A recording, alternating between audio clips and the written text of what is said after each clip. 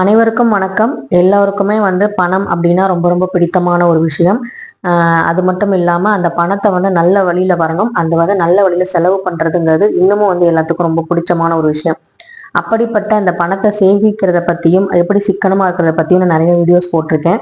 அது மட்டும் இல்லாமல் ஆன்மீக ரீதியாக சில விஷயங்களை ஃபாலோ பண்ணி எப்படி நான் பணத்தை எனக்குள்ளேயே நான் வசியம் பண்ணிக்கிறேன், எனக்குள்ள தக்க வச்சுக்கிறேன் அப்படிங்கிறதா இந்த வீடியோவில் நம்ம பார்க்க போகிறோம்.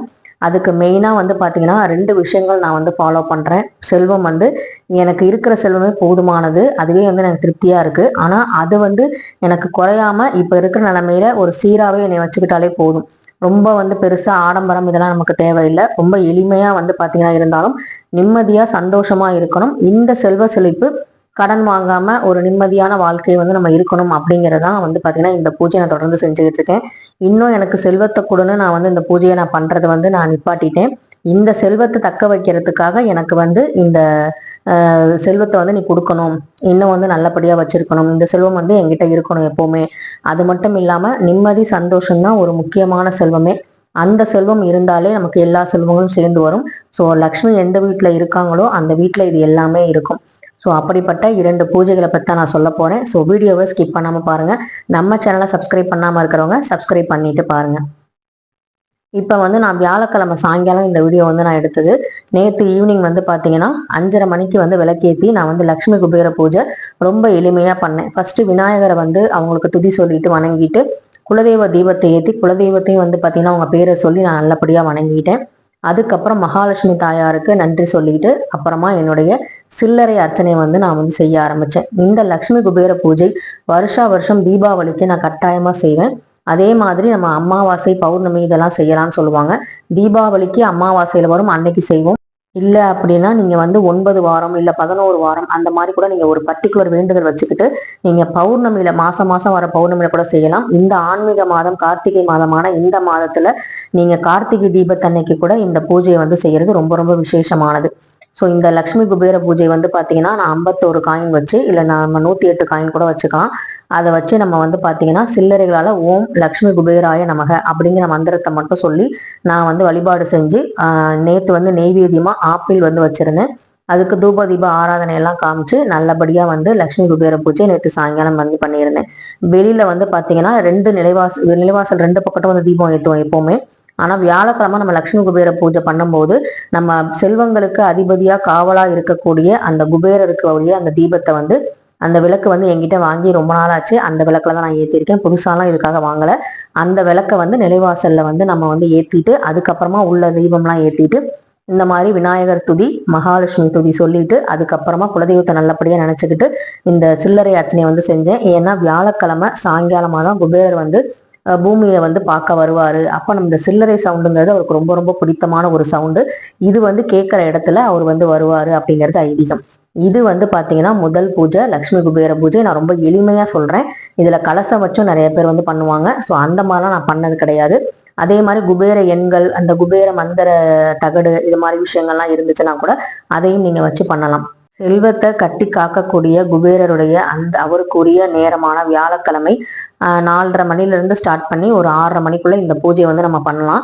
ஸோ நான் 5:30 மணிக்கு விளக்கேற்றி இந்த பூஜையை நல்லபடியாக முடித்தேன். இந்த பூஜைக்கு ஒரு முக்கியமான காரணம் நான் பார்த்தீங்கன்னா இப்போ எங்கள் வீட்டில் வீடு கட்டியிருக்கோம், நல்லா இருக்கோம், நகை சேருது அப்படின்னு நான் முழுசாக நம்புற ஒரு பூஜை அப்படின்னா இது லக்ஷ்மி குபேர பூஜை. அதுக்கப்புறம் பார்த்தீங்கன்னா வாரம் வெள்ளிக்கிழமை சுக்கிர ஹோரையில நம்ம பண்ணக்கூடிய அந்த நிலைவாசல் பூஜை, அதே மாதிரி சுக்கிர நேரத்துல நம்ம ஏற்றக்கூடிய விளக்கு, இதுக்கு பார்த்தீங்கன்னா அவ்வளோ பவர் இருக்கு. இந்த சொன்னா நம்ப மாட்டீங்க. நான் ஏற்கனவே சொல்லியிருக்கேன் வீடு கட்டினதை பற்றிலாம். ஒண்ணுமே இல்லாம ஜீரோவில் ஆரம்பிச்ச நாங்க இப்ப இந்த அளவுக்கு இருக்கோம் அப்படிங்கிறதுக்கு முக்கியமான காரணம் அது நமக்கே தெரியாது. இந்த மாதிரி நம்ம தொடர்ந்து பண்ணிக்கிட்டு இருக்கும் போதே சுக்கிரன் ஆக்டிவேட் ஆகி நம்ம கிட்ட பார்த்தீங்கன்னா அந்த செல்வத்தை சேர்க்க வைப்பாரு. எப்படி சுக்கிர பகவான் நம்ம இயங்க வைக்கிறது, நம்ம கிட்ட கொண்டு வர்றது அப்படின்னா நல்ல பாத்தீங்கன்னா சுக்கிர பகவான் பாத்தீங்கன்னா வெண்மை நிறம் உடையவர். அதனால பாத்தீங்கன்னா ரொம்ப சுத்தமா இருக்கும்னு நினைப்பாரு. எந்த வீடெல்லாம் சுத்தமா இருக்கோ அங்க கண்டிப்பா சுக்கிர பகவான் இருப்பாரு. அதே மாதிரி யாரெல்லாம் வந்து சுத்தபத்தமா தன்னை உடம்பையும் மனசையும் வச்சுக்கிட்டு துணிமணி வந்து பார்த்தீங்கன்னா கிழிஞ்ச துணி, இந்த தச்சு போடுறது இந்த மாதிரி இல்லாம நம்ம கிட்ட இருக்கிற பழைய துணியா இருந்தாலும் ரொம்ப துவைச்சு நேர்த்தியா வந்து பார்த்தீங்கன்னா நீட்டா வந்து நம்ம போட்டோம் அப்படின்னா சுக்கிர பகவானுக்கு ரொம்ப ரொம்ப பிடிக்கும். அதே மாதிரி அந்த சுக்கிர ஹோரைன்னு சொல்லக்கூடிய வெள்ளிக்கிழமையில வரக்கூடிய காலை 6 to 7, மதியம் 1 to 2, இரவு 8 to 9 இந்த 3 வேளையில ஏதாவது 1 மணி நேரத்துல நீங்க சுக்கிர பகவானை நினைச்சு விளக்கு ஏத்தி லக்ஷ்மி துதி சொல்லி நீங்க வந்து விளக்கேத்தி நீங்க வந்து வழிபாடு செய்யலாம். அது மட்டும் இல்லாம சுக்கிர பகவானுக்கு உரிய தானியம் வந்து பாத்தீங்கன்னா வெள்ளை மொச்சை. அந்த வெள்ளை மொச்சையை வந்து பாத்தீங்கன்னா நீங்க வந்து சுக்கிர ஹோரையில பிரசாதமா வந்து நீங்க சுக்கிர பகவானுக்கு நினைச்சு நீங்க வைக்கலாம். நிலைவாசல்ல வந்து மகாலட்சுமியும் சுக்கிர பகவானும் குலதெய்வமும் இருக்காங்க அப்படிங்கறனால ஃபர்ஸ்ட் வந்து பாத்தீங்கன்னா அந்த 6 to 7 நான் நிலைவாசல் பூஜை மஞ்சள் குங்குமம்லாம் தடவி 2 பக்கட்டும் விளக்கேத்தி லக்ஷ்மி பாதம் போட்டு நிலைவாசலுக்கு வந்து பார்த்தீங்கன்னா பூக்கள்லாம் தூவி விட்டு நல்லபடியாக வேண்டிக்கிட்டு நான் ஆரம்பிப்பேன். அது எனக்கு ஒரு பாசிட்டிவான விஷயமா இருக்கும்.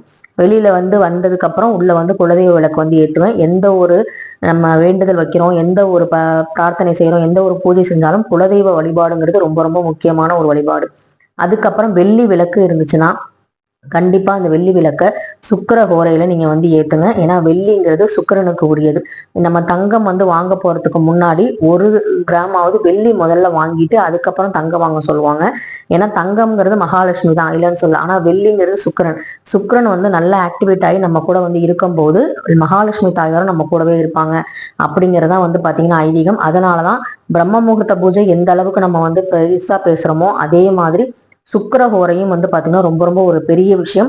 நீங்க 4:30 to 6 வந்து நீங்க உங்களால வந்து பிரம்ம முகூர்த்த பூஜை செய்ய முடியலனா கூட 6 to 7 சுக்கிர ஹோரை பூஜை வந்து நீங்க செய்யும் போது உங்களுக்கு நிறைய மாற்றங்கள் நடக்கும். அதே நேரத்துல அந்த நேரத்துல நீங்க உண்டியல்ல வந்து காசு சேமிக்கிறது, பணத்தை வந்து உங்களோட சேவிங்ஸ் பாக்ஸ்ல வந்து எடுத்து வைக்கிறது, சுக்கிர பகவான் நினைச்சு எடுத்து வைக்கிறது, இந்த மாதிரி விஷயங்கள்லாம் நீங்க பண்ணும்போது சுக்கிர பகவான் உங்களை தேடி வருவாரு.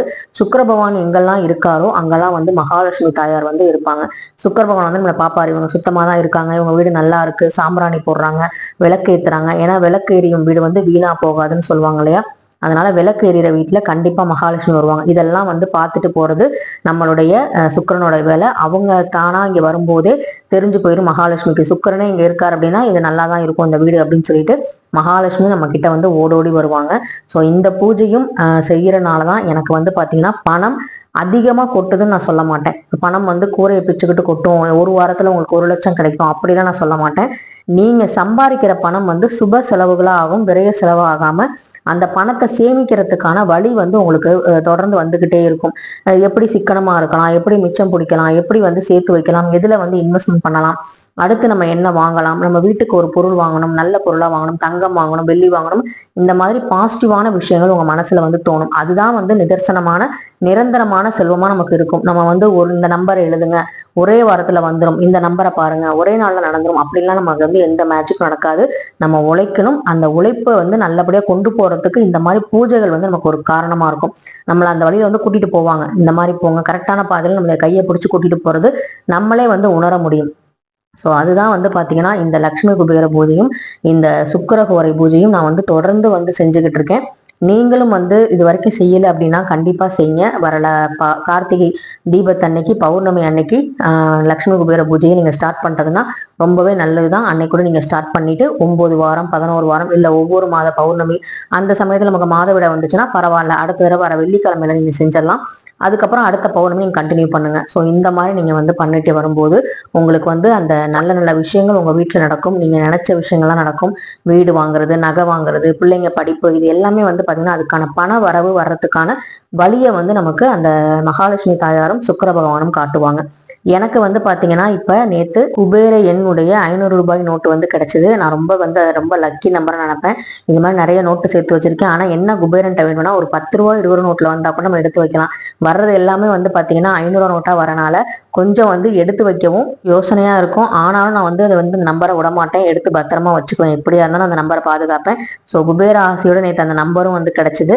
இந்த மாதிரி சென்டிமெண்ட்டா நான் எடுத்து வைக்கும் போது என்னன்னா நம்ம வீட்டுல எப்பவுமே ஒரு பணம் இருந்துகிட்டே இருக்கு, பாசிட்டிவா இருக்கு, நம்ம பீரோல வந்து பணம் வந்து குறையாம இருக்கு அப்படிங்கிற ஒரு பாசிட்டிவான தாட்டோட தான் இந்த பணத்தை வந்து நான் எடுத்து வைக்கிறேன். அது மட்டும் இல்லாம நான் சொன்ன மாதிரி இந்த லக்ஷ்மி குபேர பூஜையும் இந்த வெள்ளிக்கிழமை சுக்கிரஹோர பூஜையும் எனக்கு வந்து நிறைய மாற்றங்களை கொண்டு வந்திருக்கு. ஸோ உங்க வாழ்க்கையில மாற்றம் நடக்கணும் அப்படின்னு நினைச்சீங்கன்னா நீங்களும் இந்த பூஜைகள்லாம் செஞ்சு நலமுடன் வாழ அந்த இறைவனை வந்து நான் வேண்டிக்கிறேன். இந்த வீடியோ உங்களுக்கு பிடிச்சிருந்தா கண்டிப்பாக லைக் பண்ணுங்கள், ஷேர் பண்ணுங்கள், மறக்காமல் சப்ஸ்கிரைப் பண்ணுங்கள். உங்கள் வேல்யூபிளான கமெண்ட்டை சொல்லுங்கள். அதே மாதிரி நீங்கள் இந்த பூஜை செய்கிறீங்க அப்படின்னா கமெண்ட்டில் கண்டிப்பாக தெரிவிங்க. கூடவே ஹைப் பட்டனையும் கிளிக் பண்ணுங்கள். நெக்ஸ்ட் வீடியோவில் பார்க்கலாம். நன்றி, வணக்கம்.